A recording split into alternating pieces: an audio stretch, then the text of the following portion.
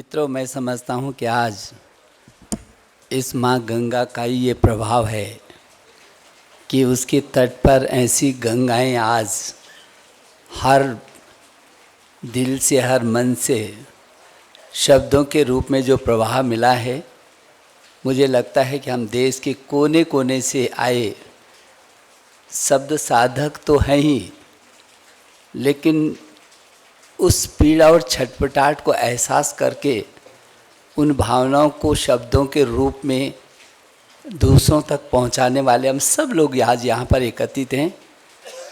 आज तो ये जो गंगा है, मुझे लगता है हमको बहुत कुछ दे करके गई है। कितना महामहिम,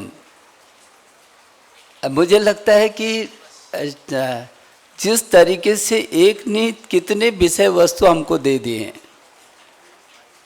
और पराक्रम और शौर्य की तो प्रतिमूर्ति है ही, लेकिन आध्यात्म और संस्कृति और समाज, ये जो उनके अंदर जैसे प्रभाव दिखता है और उनके शब्दों में हमको मिलता है, ये हमारा सौभाग्य है। मैं बहुत हृदय की गहराइयों से, क्योंकि मैं जब जब भी उनको मिलता हूँ, बार बार मुझे ये ऐसा महसूस होता है कि भगवान की कुछ तो देन होती है, तो कुछ तो है, कुछ तो है। और वो सैन्य पराक्रम, भारत माँ की रक्षा के लिए अपने जीवन का तिल तिल खपा देना, और उसके बाद उस पराक्रम और शौर्य को समाज के लिए एक नई दिशा में आकर के और उसका आनंद लेते हुए एक नई चीज़ पैदा करना, ऐसा मिला है तो जनरल गुरमीत जी ही दिखते हैं। हम जोरदार तालियों के साथ बहुत हृदय की गहराइयों से आपका अभिनंदन कर रहे हैं। आपका जो सहज सरल मिलनसार व्यवहार है, ये मेरे बारे में तो बोल रहे थे, लेकिन मैं सोचता हूँ वो जितने शब्द थे आप पर ही फिट होते वो। और बच्चा हो, कोई बेटी हो, बुला बुला करके, और पहली बार महसूस होता है कि मेरी देवभूमि जो उत्तराखंड है, ये क्योंकि भारत की संस्कृति का भी प्राण है, इसने जीवन को ढोया नहीं है बल्कि जीवन को जीवंत करना सिखाया है। और आज हमारे बीच हमने उसके दर्शन किए हैं। हमारे बीच जिनका लगातार और लगातार हमको मार्गदर्शन मिलता रहता है, ऐसे पूज्य चिदानंद मुनि जी, जो भारत की संस्कृति और परमार्थ का महामहिम ने इस समय परम अर्थ में हैं हम इस समय। तो मुझे लगता है जो परम अर्थ में हैं वो उसका मनन करते हुए कुछ लेकर के तो जाने की हो ही गई माँ गंगा के तट पर। क्यों मैं पीछे तक देख रहा था, हर व्यक्ति के मन में जब आदरणीय मुनि जी बोल रहे थे तो, और आदरणीय राज्यपाल जी बोल रहे थे तो, अंदर से गुदगुदी पैदा हो रही थी। और आचार्य रजनीश जो विख्यात विचारक हैं, पूरे दुनिया के विख्यात दार्शनिक हैं, उनके जीने का, बोलने का, काम करने का, ग्रंथों को लिखने का और प्रशासन करने का और भारत माँ के गौरव को दुनिया में बढ़ाने का अलग अंदाज है।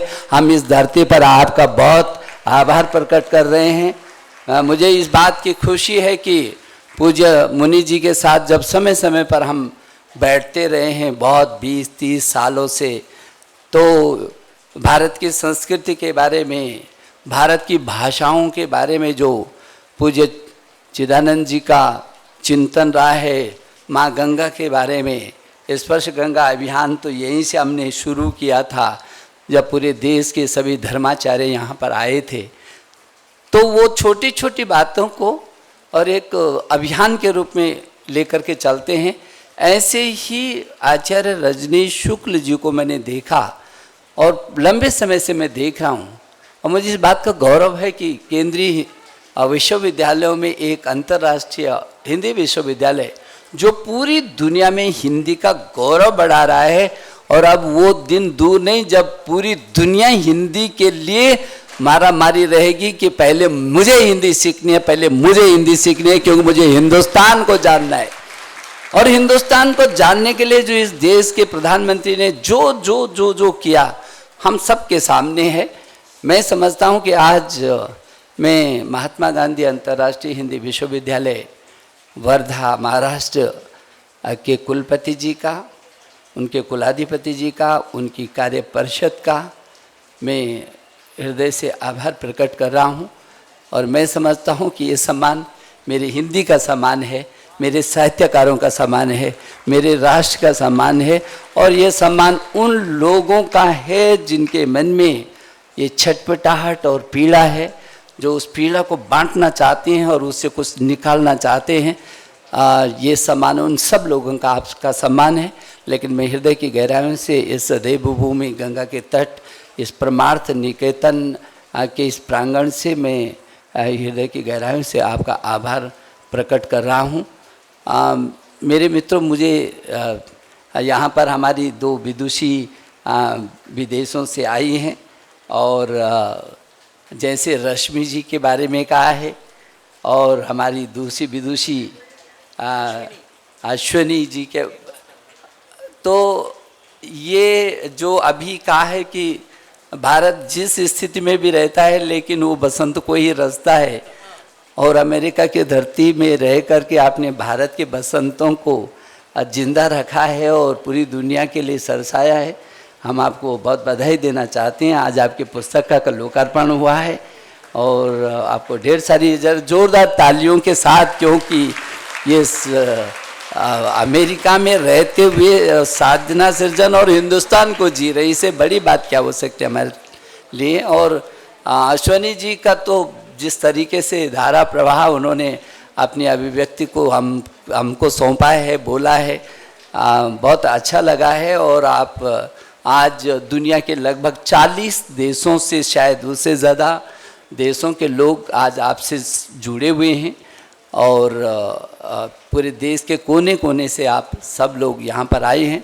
हमारे पूज्य गुरु जी, जिनके सानिध्य में वो आज जगत गुरु हो गए। कोई बोलते गुरु जी का मतलब वो अरुण जी ही होगा, और ये बात सही है। अभी महामहिम ने कहा और पूज्य चिदानंद मुनि जी ने कहा कि इस आयु में और इतना नौजवान होना कोई सहज बात नहीं है। जोरदार तालियों के साथ हम उनका अभिनंदन करते हैं। ये बात सही है। अभी वर्धा में जिस दिन कोई कार्य समिति थी तो वर्धा में थे, उधर टेलीफोन किया तो कुलपति हिमाचल के बोल रहे थे कि साहब यहाँ तो इतना इतना बर्फ पड़ा है, लेकिन हमारे कार्य परिषद में वो डॉक्टर अरुण जी है ना, वो कह रहे हैं कैसे भी हो मुझे तो आना ही है। तो 3 किलोमीटर बर्फ में चल करके वो वहाँ पहुँचे कार्य समिति में। तो अद्भुत क्षमता है। और मुझे लगा कि उस पर मैं अपने बेचैन कन्याल जी, राजेश जी, इन लोगों को जब हम बैठते हैं तो चर्चा कर रहे थे। पीछे के समय में जब बीमार भी थे, थोड़ा सा कुछ दिन कष्ट में रहे, अभी चलते हुए टाइप करके अपने मोबाइल फ़ोन पर कई ग्रंथों को लिख दिया, मोबाइल फ़ोन पर, और फ़ोन पर लिखते हैं और सेंड कर देते हैं। तो ये छोटी बात नहीं है। जो छटपटाहट है, जो मन के अंदर उनकी जो आग है, वो बाहर निकल करके कहीं ना कहीं अंधेरे को तो मिटाती है। हमारा सौभाग्य है कि वो लगातार हमारे बीच हैं। हिमालय विश्वविद्यालय के कुलाधिपति डॉक्टर भारद्वाज जी, उनका भी हमको हमेशा मार्गदर्शन मिलता है, और उनके कुलपति डॉक्टर राजेश नेथानी जी यहाँ पर हैं। मैं समझता हूँ कि हिमालय विरासत और ये दोनों संस्थाएं बहुत लंबे समय से इस काम में जुटी हुई हैं। मैं आपका बहुत हृदय की गहराइयों से अभिनंदन करता हूँ कि एक लगातार सृजन की श्रृंखला में आप जुड़े हुए हैं। जो आचार्य रजनीश शुक्ल जी ने पूज्य स्वामी जी के मार्गदर्शन में यहाँ पर घोषणा की है कि यहाँ पर अंतर्राष्ट्रीय योग महोत्सव होता है, तमाम अंतर्राष्ट्रीय उत्सव होते हैं, लेकिन अंतर्राष्ट्रीय साहित्य का जो महोत्सव है वो लेखक गांव के संयोजकत्व में वो यहाँ पर भविष्य में हर वर्ष हो। ये हम लोगों के लिए, जितने भी हम लेखक हैं, हमारे लिए सौभाग्य का विषय होगा कि हम पूरी दुनिया के रचनाशील लोगों को यहाँ पर आमंत्रित कर सकें और गंगा माँ के तट पर उनका अभिनंदन भी कर सकें, और यहाँ से एक जो सृजन की एक नई धारा बहे। क्योंकि ये बात सही है कि महामहिम राज्यपाल जी ने जिस शब्द शक्ति की बात की है कि शब्दों का ही सब कुछ है, एक शब्द आदमी को कहाँ से कहाँ पहुँचा देता है। शब्द के साथ संकल्प ही जोड़ता है, बाकी तो आदमी करता है, करने वाले भी आदमी ही होता है।